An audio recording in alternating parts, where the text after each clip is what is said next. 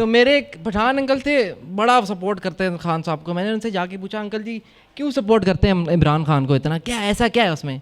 बोलते वो बहुत बहादुर इंसान है, वो बहुत बहादुर इंसान है।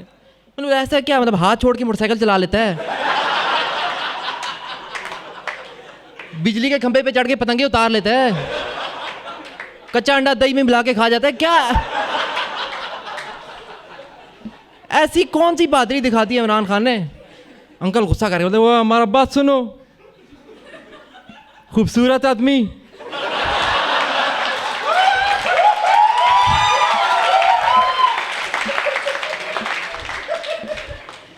वो सिर्फ 62 साल का उम्र में दूसरा शादी की, ये बहादुरी नहीं दौड़ के। हम नेक ही अमला से तौबा करते हैं।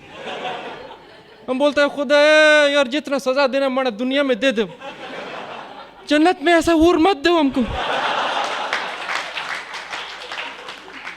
जन्नत में तो इंसान मर भी नहीं सकता है।